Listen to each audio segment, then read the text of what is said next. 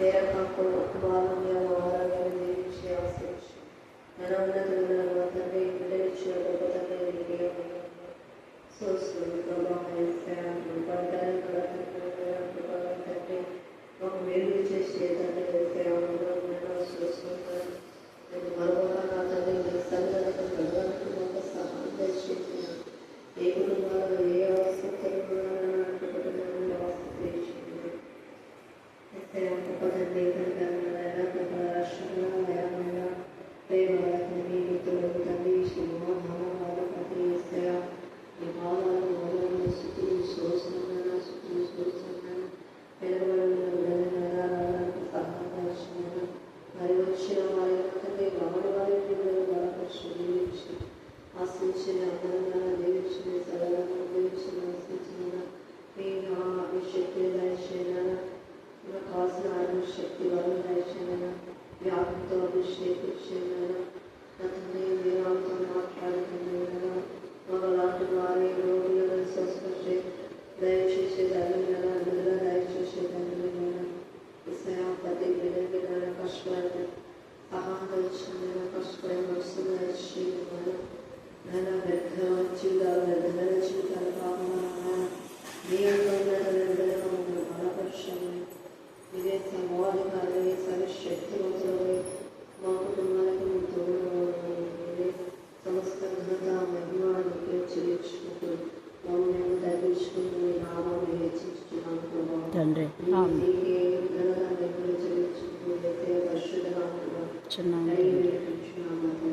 ఆమేన్ ఆమేన్ ఆమేన్. ఎన్నో నిందలు అవి నా కోసమే మధురమైన నాగతం నికలేదయా నా జీవితమే నీవేనయా నాకంటూ ఏముందయ్యా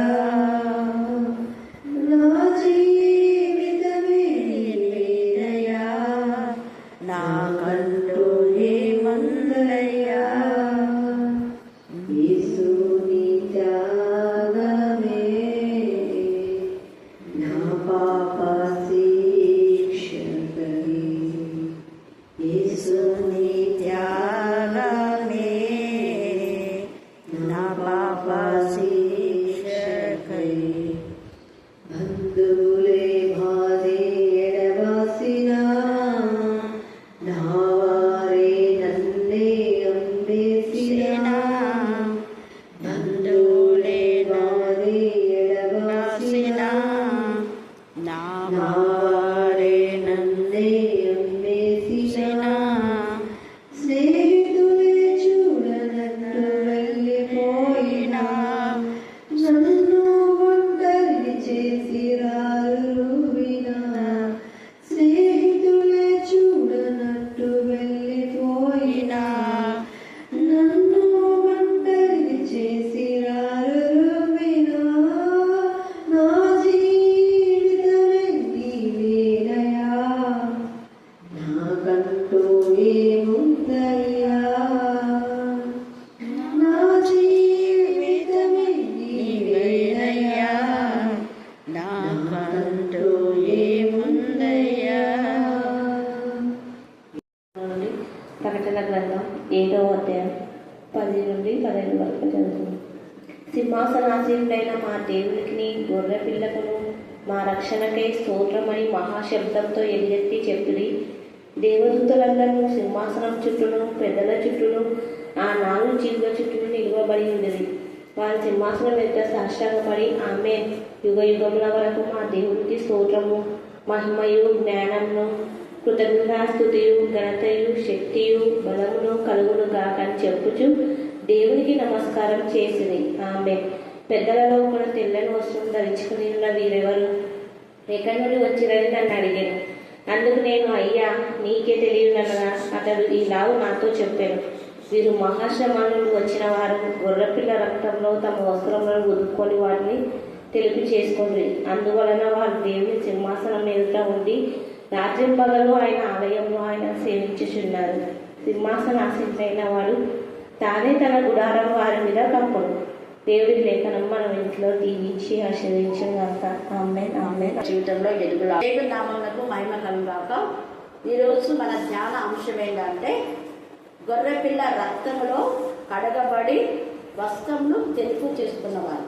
గొర్రెపిల్ల రక్తంలో కడగబడిన వస్త్రములు ఏంటి చెప్పండి? మళ్ళీ చెప్పండి. ఈ మధ్యాహ్న కాల సమయంలో వాక్యం వింటున్నప్పుడు మనం కూడా ఆత్మ పరిశీలన చేసుకోవాలి. ఏమని అంటే అక్కడ గొర్రెపిల్ల రక్తంలో వాళ్ళు వస్త్రాలు ఉతుక్కున్నారు. మరి నేను కూడా గొర్రెపిల్ల రక్తంలో వస్త్రాలు ఉతుక్కున్నామా లేదా అని మనం పరిశీలన చేసుకోవాలి. అలా ఉతకబడితే మన జీవితంలో ఒక్క వస్త్రం కాదు, ఎన్ని వస్త్రాలు ఇస్తారు. ఇక్కడ వస్త్రము కడగబడిన వస్త్రంలో రాయబడింది అంతే, కానీ చాలా వస్త్రాలు యేసయ్య నీకు నాకు ఇవ్వడానికి ఇష్టపడుతూ ఉన్నాను. ఈ రాత్రి కాలం ఈ మధ్యాహ్న కాల సమయమందు 10వ వచనం చదవండి. 7వ అధ్యాయము 10వ వచనం.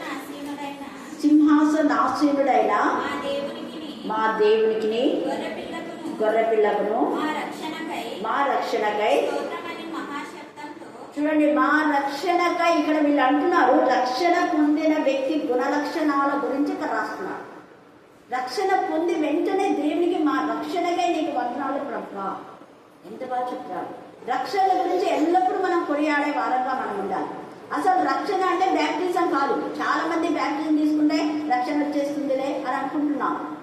కానీ క్రీస్తు రక్తంలో కడుగబడిన వాళ్ళు, క్రీస్తు రక్తంలో కొనబడిన వాళ్ళు, క్రీస్తు నామంలో ముద్రించబడిన వాళ్ళు, క్రీస్తులో జీవించేవాళ్ళు, యేసయ్య నామమును ప్రకటించేవాళ్ళు. ఈ క్యారెక్టర్స్ ఉంటాయి రక్షణ పొందిన బిడ్డలు. అందుకని ఇక్కడ వీళ్ళు ఏమంటున్నా అంటే ఆ సింహాసనాసుడైన మా దేవునికి గొర్రెపిల్లకును మా రక్షణకై స్తోత్రమును స్తోత్రమని మహాశబ్దంతో ఎలుగెత్తి చెప్పిరంట. ఎలుగెత్తి చెప్తున్నారు. మన రక్షణను ఒకరోజు పొందిన తర్వాత సాక్ష్యం వేయడం కాదు, ఎంత మందికో మనం చెప్పాలి. మనం పాస్ అయితే ఎంత యాక్టివ్గా, ఎంత సంతోషంగా, మనకు వచ్చిన విజయాన్ని బట్టి మనం ఇల్లు కట్టుకుంటే, మన పిల్లలకు పెళ్ళిళ్ళు అయితే, మన పిల్లలు పాస్ అయితే, ఇవన్నిటికీ ఎలాగో మనం చెప్తామో అంతే ఆనందంతో రక్షణ కూర్చున్న ఉత్సాహ స్నాద గీతలను పాడాలా, వినిపించాలి. రక్షణ సాక్ష్యము మనం చెప్పగలిగి ఉండాలి. అన్ని సాక్ష్యంలో కంటే రక్షణ సాక్ష్యం చాలా విలువైంది. యేసయ్య రక్తంలో నేను కడగబడినాను, నేను యేసయ్య బిడ్డనని చెప్పాలి. క్రీస్తు రక్తంలో జన్మించాను. కడగబడిన వాళ్ళు క్రీస్తు రక్తంలో జన్మించిన వాళ్ళు. ఆత్మ సంబంధమైనటువంటి జన్మ. మనం నీటి మూలంగా జీవించాలి, ఆత్మ మూలంగా జీవించాలి.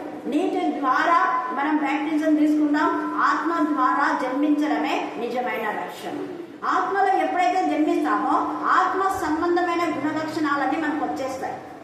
అందుకనే వీళ్ళు యేసయ్య గుణలక్షణాలు వాళ్ళకు వచ్చాయి కాబట్టి, క్రీస్తు రక్త బంధం వాళ్ళు కలిగి ఉన్నారు కాబట్టి, క్రీస్తు నామంలో ముద్రింపబడినారు కాబట్టి, వాళ్ళ యొక్క ప్రతి విధమైన పాపపు వస్త్రాలన్నీ కూడా పోయినాయి. పాపం అనే మరకలు క్రీస్తు రక్తంలో కడగబడి శుద్ధి చేయబడి తెలుపు చేయబడినాయి. తెల్లటి వస్త్రాలు అంటే క్రీస్తు రక్తంలో కడగబడిన వస్త్రాలు అని అర్థం. హల్లెలూయా, హల్లెలూయా,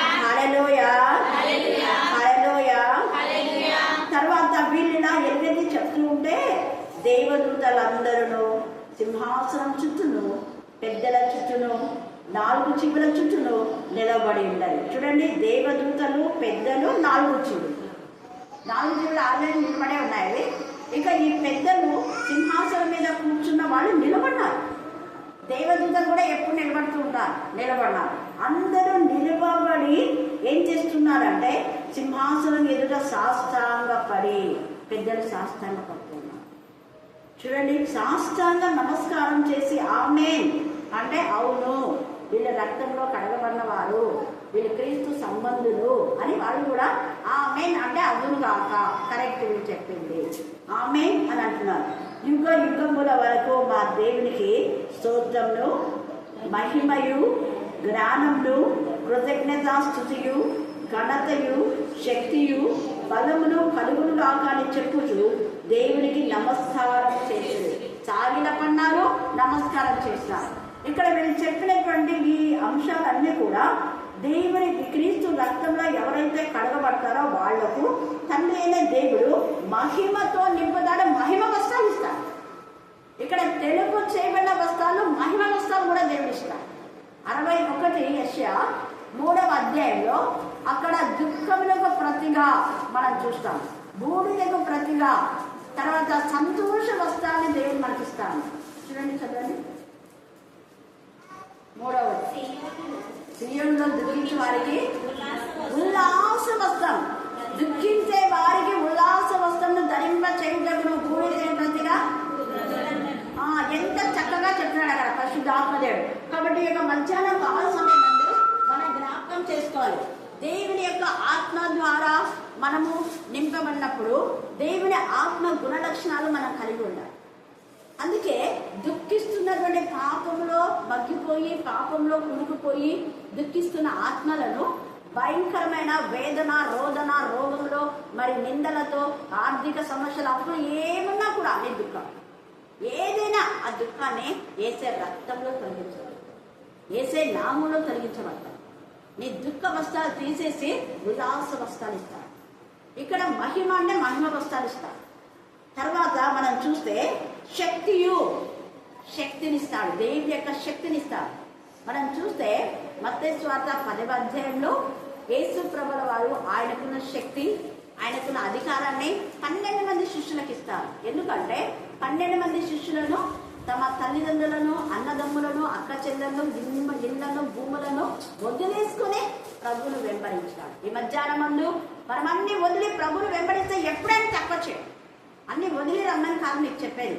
దేవుని సన్నిధికి వచ్చేటప్పుడు కొంత అవి పక్కకు పెట్టేసి రావాలి. ప్రార్థనకు వీలు కలిగేలాగా వాటిని మనం పక్కకు పెట్టాలి. దేవుని కంటే ఎక్కువగా దేని ప్రేమించకూడదు. దేవునికి ఇవ్వాల్సిన ఘనత, మహిమ ఇస్తే మనల్ని మహిమ వస్త్రాలతో నింపుతాడు, మనకు ఘనత ఇస్తాడు.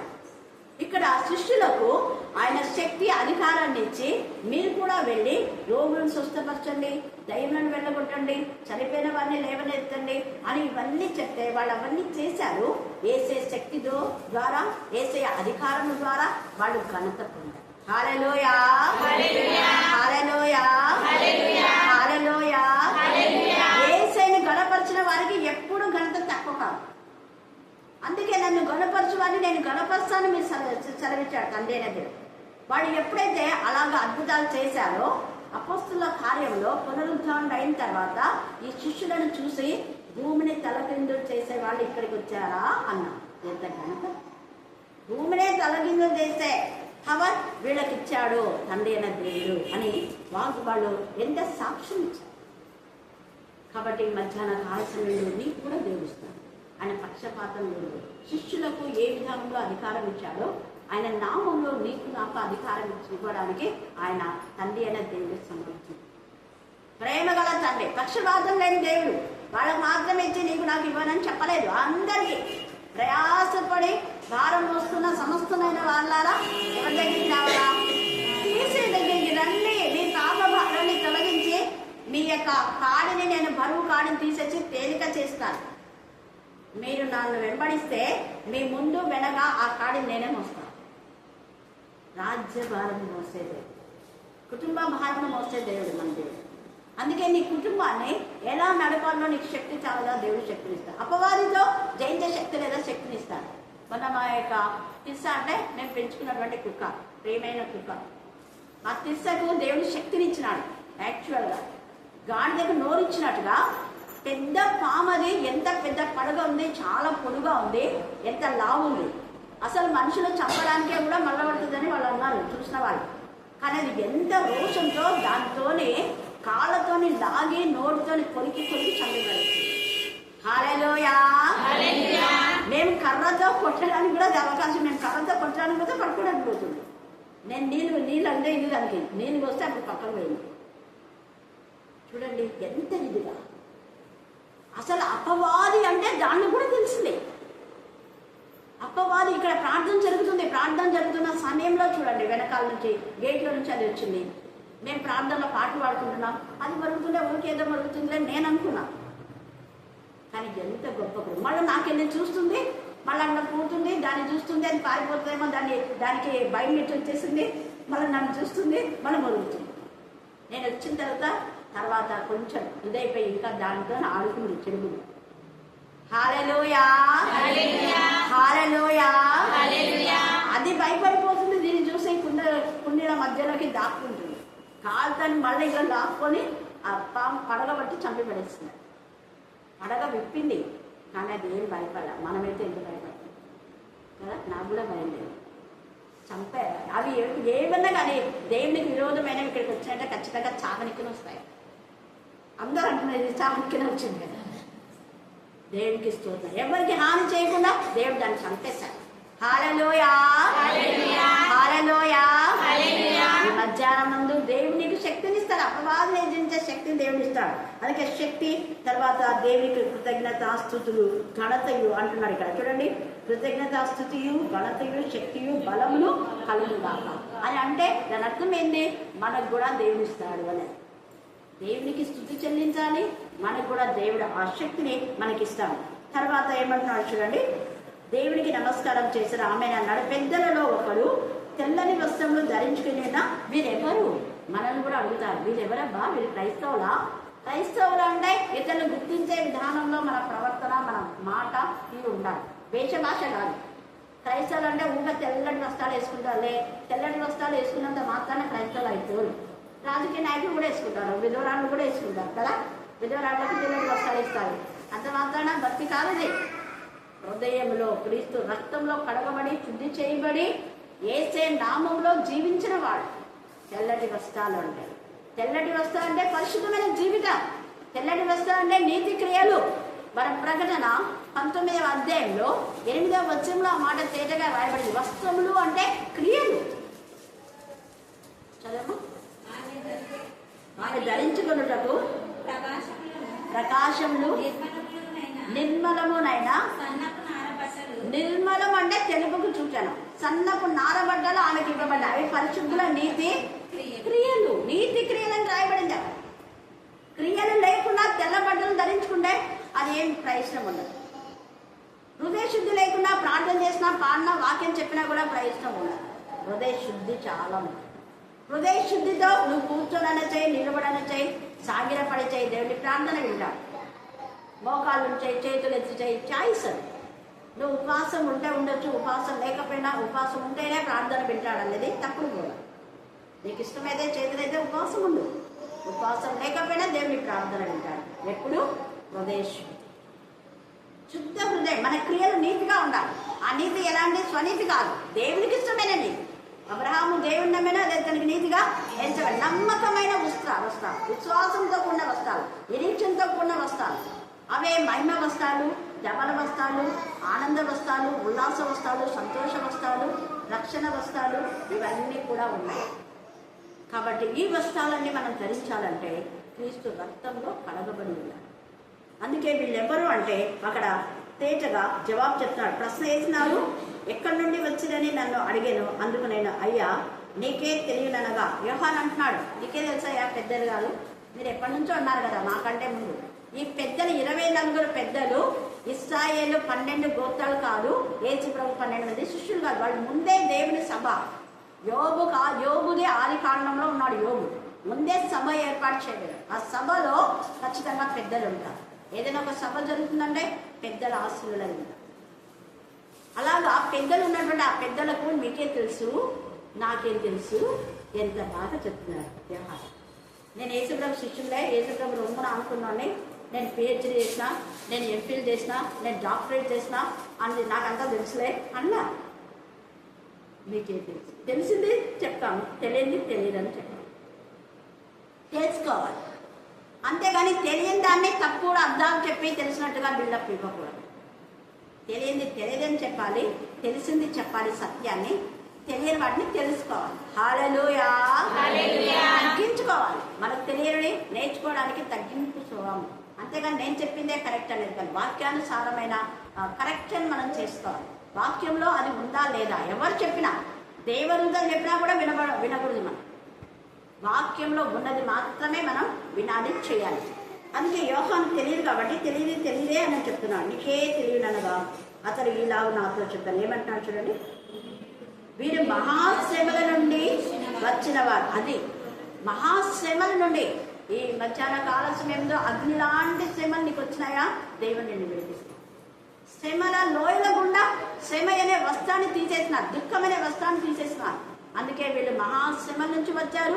ఉల్లాస వస్త్రం, తెల్లటి వస్త్రం, క్రీస్తు రక్తంలో కడగబడినారు. చూడండి, మహాశ్రమ నుంచి వచ్చినారు. రెండవది, గొర్రెపిల్ల రక్తంలో తమ వస్త్రములు ఉడుక్కుని వాడిని ఏం చేసినట్ట, తెలుపు చేసుకొని, తెలుపు అయ్యే వరకు ఉతుకోవాలి. క్రీస్తు రక్తంలో, రోజు వాక్యమైన రక్తంలో కడగబడుతూనే ఉండాలి. ఒకరోజు కడుక్కోవడం కాదు. మనం ఒకరోజు స్నానం చేసుకుంటామా? రోజు చేయమా స్నానం? రోజు వాక్యంగా ఉదయ స్నానం చేయగలరు. ఎందుకంటే తలపుల్లో, చూపుల్లో, చేతల్లో, నడకలో మనకు తెలియకుండా ఏదైనా చేయొచ్చు. తలంపులు చేసినా కూడా పాపమే. ప్రార్థన చేయకపోవడం పాపమే. చదవలసిన వాక్యం చదవకపోవడం పాపమే. ప్రభుల గురించి ప్రకటించకపోవడం పాపమే. ప్రభు బలలో పాలు పొంది ఆయన జనన, మరణ, పునరుద్ధానములు మనం ప్రకటించకపోతే అది కూడా పాపం. కాబట్టి ఇలా దేవునికి విరోధమైనటువంటి ఏమి చేసినా కూడా, ప్రభువా నీకు ఆయాసకరమైంది, నాకు తెలియదు, నా ఎందుకు ఏమైనా ఉందేమో నీకు, అది తీసేయని మనం రోజు ప్రార్థించాలి. ప్రభువా నీకు ఆయాసకరమైంది, నాకు అది మంచిగా అనిపించింది, బట్ నీకు అది ఇష్టంగా లేదు. నీకు ఏదైతే నాలో అయిష్టంగా ఉందో, నాలో ఉన్న నీకు అయిష్టమైన దాన్ని తీసే ప్రభా. ఒకవేళ నాకు అది ఇష్టమే ఉండొచ్చు, నీకు ఇష్టం లేదు కదా, వద్దు ప్రభా తీసే. నాకు ఇష్టమైనా కూడా అది తీసే ప్రభా. అది ఏదైనా కానీ, కొడుకు కానీ, భర్త కానీ, ఆస్తులు కానీ, ఉద్యోగం కానీ, ఏమైనా కానీ, దేవుని కంటే ఎక్కువగా మనం దేవుని ప్రేమించాలి. అలా చేస్తే ఈ పెద్దలకు ఇచ్చినటువంటి ఆదిత్యత దేవునికి నాకు ఇస్తాను. ఇక్కడ లెక్కింపలేని జన సమూహం, ప్రతి వంశంలో, ప్రతి జాతిలో వాళ్ళు కుటుంబం నుంచి ఏర్పరచమన్నారు. నేనైతే ఎంత అన్నమ్మ గురించి ఎంత దేవుని శుద్ధిస్తాను. ఆనందం అన్నా ఎంత చక్కగా, వాళ్ళ ఇంట్లో 3-4 కూరలు ఉన్నారు, కానీ వాళ్ళు రారు ప్రార్థనకు, పాడరు. చక్కగా పాప ఎంత టైం దొరికిందంటే వచ్చేస్తుంది. పిల్లలు కూడా అలా పెంచుతుందని నేను నమ్ముతున్నాను. అవునా? హల్లెలూయా. ఆ దీవెన పాప బాగా పాడేది. వాళ్ళు ఏమైందో ఆ పిల్లలు అవుతుంది. ఆ పిల్లలు కూడా చక్కగా పాడతారు. చూడండి, అంటే ఒకరిని చూసి ఒకరు బాగుపడతారు, ఒకరిని చూసి ఒకరు చెడిపోతారు. చెడిపోయే గుంపులు ఉన్నామా, బాగుపడే గుంపులు ఉన్నామా అని మనమే పరిశీలన చేసుకోవాలి. సహవాసంలో ఆత్మలో ఎదుగుతున్నామా, పడిపోతున్నామా? ఇక్కడైతే వీళ్ళు నిత్యంగా ఆ గొర్రెపిల్ల రక్తంలో కడుక్కొని తెలుపు చేస్తున్నారు. మన బ్రతుకులు తెలుపు అయ్యే వరకు కూడా మనం ఎప్పుడు చూస్తూ ఉండాలి. అందుకే రోమ 8లో ఇప్పుడు క్రీస్తు యేసునందు ఉన్న వారికి ఏ శిక్ష విధి లేదు అనుకున్నారు. అందుకే దానియేలు కూడా క్రీస్తు రక్తంలో, అంటే దేవుని నామంలో ఉన్నాడు కాబట్టి ఆయన ప్రశస్తమైన వస్త్రాలు ఇచ్చారు. ఆ వస్త్రాలు తీసేసి ప్రశస్తమైన వస్త్రాలు. జకర్యా 3లో కూడా యెహోజాదా కుమారుడైనటువంటి యెహోషువకు ప్రధాన యాజకుడు, ఆయన వస్త్రాలు తీసివేసి ప్రశస్త వస్త్రం ఈయనకు తొలగించండి అన్నారు. ప్రశస్తమైన వస్త్రాలు, మహిమ వస్త్రాలు, ధవల వస్త్రాలు, ఆనంద వస్త్రాలు, సంతోష వస్త్రాలు, తెల్లటి వస్త్రాలు, ఇవన్నీ దేవుడు మనకిస్తాడు. ఎప్పుడు అంటే క్రీస్తు రక్తంలో కడగబడ్డాడు. అక్కడ నిజంగా యెహోషువకు ప్రధాన యాజకుడైనటువంటి ఆ యొక్క యెహోషువకు ప్రశస్తమైన వస్త్రములు దేవుడిస్తాడు. అపవాదిని గద్దిస్తాడు. అందుకనే ఈ మధ్యాహ్న కాల సమయంలో దేవుడు మన పక్షంగా ఉంటాడు. తర్వాత మనం చూస్తే ఈ యొక్క తెలుపు చేసుకున్నది, అందువలన వారు దేవుని సింహాసనం ఎదుట ఉంది. యోగు కూడా దేవుని సింహాసనం, కష్టపడిన వాళ్ళందరూ, దుఃఖపడిన వాళ్ళందరూ కూడా దేవుని సింహాసనంలో ఇప్పుడు ఉంటారు. నువ్వు అలా దుఃఖపడుతున్నావా? దేవుని సింహాసనంలో ఉంటావు. అబ్రహామును నిత్యంగా దేవుడు ఆశీర్వదించిన విధానంలో దేవుడు నిన్ను ఆశీర్వదిస్తాడు. అబ్రహాము ఒకప్పుడు విగ్రహారాధికుడు, పేదవాడే, కానీ దేవుడు ఆయనను ఐశ్వర్యవంతుడుగా చేశాడు. అందుకే ఎలియాజరు అంటాడు, దేవుడు నా యొక్క యజమాన్ని ఆశీర్వదించి ధనవంతుడుగా చేశాడు. దేవుని ఆశీర్వాదం ఉంది నా యజమానికి. యెహోవా చేత ఆశీర్వదించబడిన వాళ్ళ లోపలికి రమ్మంటే నేను కాదు, మా యజమానిని ఆశీర్వదించింది తండ్రి అనే దేవుడు. అందుకే ఆయన బహు విస్తారమైన విధానంలో వెండి బంగారంలో ఆయనకున్నాయి. దాసులు అనుకున్నారు, తక్కువ లేదు. ఎంత మంచి సాక్ష్యం, ఒక పరివార సాక్ష్యం. ఈ మధ్యాహ్న కాల సమయంలో మనం క్రీస్తు రక్తంలో కడగబడితే ఏది మనకు తక్కువ కాదు. అందుకే వీళ్ళు అంటున్నారు, సాక్ష్యం ఇస్తున్నారు.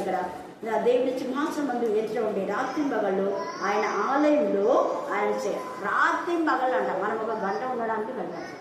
చూడండి, నువ్వు ఎక్కువ దేవునికి సమయం ఇస్తే దేవుని రాజ్యంలో రాత్రి మగళ్ళు మనం ఆయన సన్నిధిలో ఉండేవారుగా ఉంటాం. అన్నాను ప్రవక్తిని మన లూకా 2వ అధ్యాయంలో రాత్రి మగళ్ళు ఆమె దేవుని మందిరంలో దేవుని ఘనపరిచేదిగా మనం చూస్తాం. ఇక దావీదైతే దేవుని మందిరంలో కాదు కానీ ఆయన హృదయమే దేవుని మందిరంగా చేసి ఎల్లప్పుడూ నేను అయితే నా ప్రభుని చూపుతుంటానంట. దేవుని మందిరానికి ఒక రాజుగా ఎప్పుడు వెళ్ళాలంటే అవకాశం లేదు, కానీ ఆయన హృదయాన్ని దేవుని మందిరంగా చేశాడు. ఈ మధ్యాహ్న కాలచందు మన హృదయమే దేవుని మందిరం చేసి మన హృదయాన్ని కనుక్కొని దేవునికి మహిమకరమైన విధానంలో ఉంటే ఆయనే తన గుడారమును మన మీద కప్పుతాడు. కాబట్టి దేవుడు సంతోషంతో మనం నింపుదాక. దేవుడు ఈ లేఖన భాగంలో దీవించి ఆశీర్వదించుదాక. ఆమేన్ ఆమేన్ ఆమేన్. ప్రార్థన.